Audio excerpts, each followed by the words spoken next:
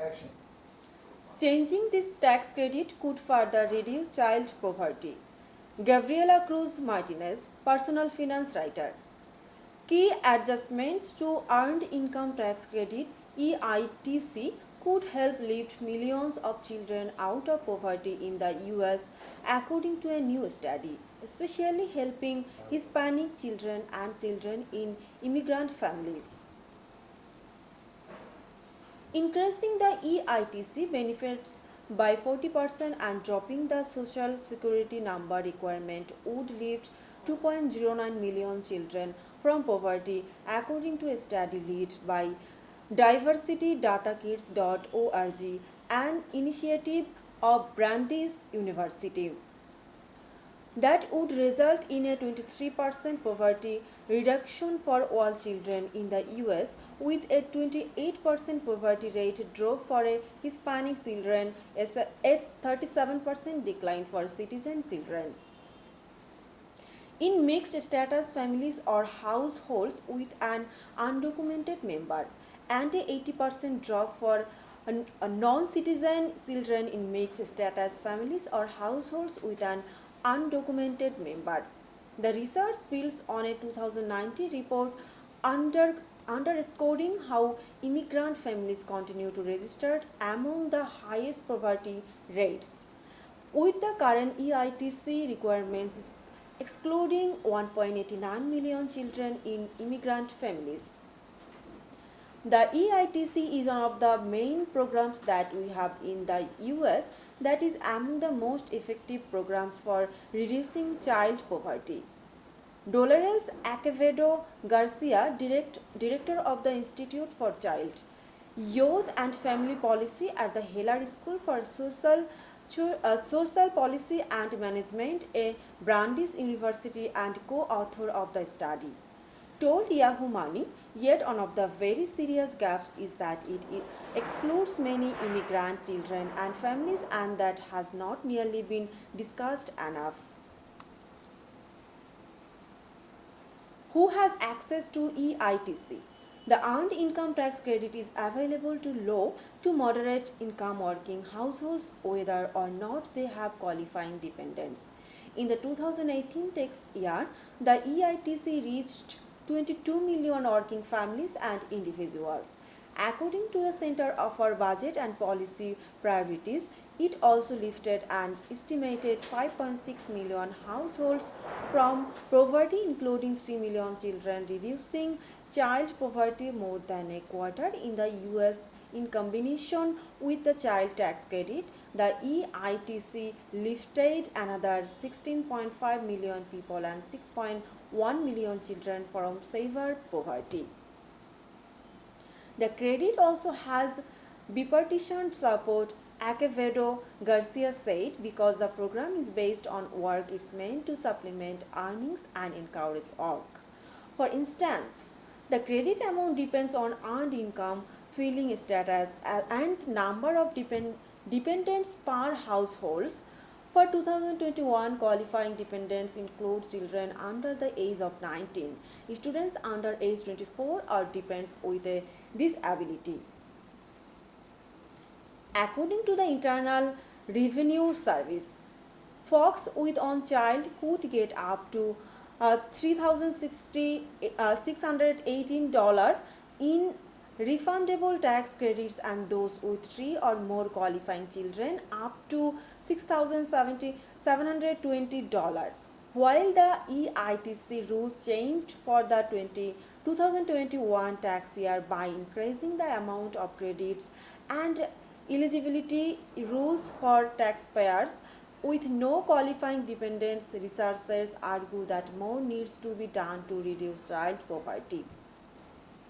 According to the reports, children with an undocumented family member, who make up 80% of children in poverty in the US, aren't eligible for the children in poverty EITC even when their parents or guardians work and pay taxes and when the children are US citizens. That's because you need to have a social security number or number to qualify for the EITC, and exclusion implemented in 1996, which requires all family members to have social security numbers to receive the credit, leaves out millions of mixed status tax paying families from accessing the EITC. If just one person in the family that is filing the tax return does not have a social security number, then the earned income tax credit is denied to the family. It doesn't matter if the kids are citizens and they have a SSN. Acevedo Gargia said, we want to make the EITC have the same eligibility rules that the child tax credit already has. Something incredibly frustrating for me is what we are not talking about radical change in social policy. It's just incorporating the rules that already exist to expand equitable access. Reducing child poverty. To expand to expand the EITC, the study tested three policy changes that would reduce child poverty. In the first test, researchers analyzed increasing the EITC benefit by 40%. Under that scenario, the maximum credit for a family with two children would increase from $5,980 to $8,372. This alone, while effective, did not equitably reduce poverty levels for all groups.